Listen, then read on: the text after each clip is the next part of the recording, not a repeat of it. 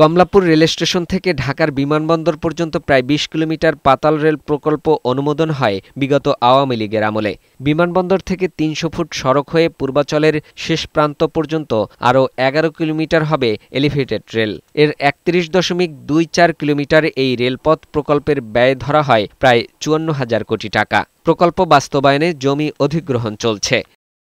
প্রকল্প পরিচালক জানান, প্রকল্পের যে খরচ ধরা হয়েছে বর্তমানে ডলারের মূল্য ও মালামালের আন্তর্জাতিক বাজার দরের কারণে ব্যয় আরও বাড়বে। ডিপিপি অনুমোদন হয়েছে ২০১৯ সালে, যা বাস্তবায়ন কাল ছিল ১ সেপ্টেম্বর ২০১৯। তো ২০১৯ সালে ডলারের সাথে টাকার রেট ছিল ৮৪ টাকা, এখন যার রেট ১২০ টাকা। যদি এই হিসাবও করি আমরা, তাহলে তো প্রকল্প বৃদ্ধি পাবে। প্রকল্প পরিকল্পনা অনুযায়ী বিমানবন্দর থেকে কমলাপুর এই রুটের বিদ্যমান সড়কের নিচ দিয়ে তৈরি হবে পাতাল রেলপথ। এর বেশিরভাগই মাটির ১০ থেকে ৩০ মিটার নিচ দিয়ে যাবে। সবচেয়ে গভীরতম অংশ হবে মালিবাগ রাজারবাগের মধ্যবর্তী এলাকা। এ অংশে মাটির ৭০ মিটার নিচ দিয়ে চলবে ট্রেন।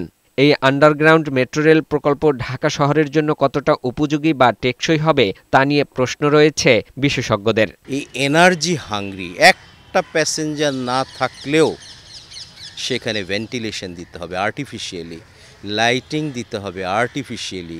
আমাদের হলো ড্রেনেজের সবচেয়ে বড় সমস্যা, সুতরাং ড্রেনেজটাকেও কিন্তু আমাকে কন্টিনিউয়াস অপারেট করতে হবে, যাত্রী থাকুক না থাকুক। সুতরাং আমাদের নির্মাণের ঝুঁকি বিবেচনাটাও অন্তত করতে হবে। এই প্রকল্পের উচ্চ বিনিয়োগ ও পরিচালন ব্যয়ের কারণে ঢাকা শহরের জন্য এটা বাস্তবসম্মত নয়। তাছাড়া নির্মাণ পরবর্তী নানা চ্যালেঞ্জ এবং ঝুঁকি রয়েছে বলেও সতর্ক করেন প্রকৌশল ও পরিবহন বিশেষজ্ঞ শামসুল হক। পাতাল রেল গ্রামাটিক্যালি ৩ গুণ বেশি নির্মাণ খরচ, তার থেকে বেশি হলো পরিচালনা খরচটা। তা আমাদের শহরটা তো পরিকল্পিত না। যানজট, জলাবদ্ধতা এবং অর্থনৈতিক উপযোগিতার বিষয়টি তুলে আনছেন তারা। জমি অধিগ্রহণও জটিল হবে, তবে এসব নিয়ে আগেই যাচাই করা হয়েছে বলে দাবি প্রকল্প পরিচালকের। ডিজাইনটা এভাবে করা হয়েছে যাতে ভবনের ক্ষতি না হয়। এটা আন্ডারগ্রাউন্ড, মেইন রোডের নিচ দিয়ে চলে যাবে। এই প্রকল্পের কাজ ২০২৬ সালে শেষ হওয়ার কথা। তবে ঝুঁকি ও উচ্চ ব্যয় বিবেচনায় পাতাল রেলের প্রকল্প এখন উন্নত দেশগুলোতেও আর নেওয়া হয় না। ফাহিম মুনায়েম, বৈশাখী সংবাদ, ঢাকা।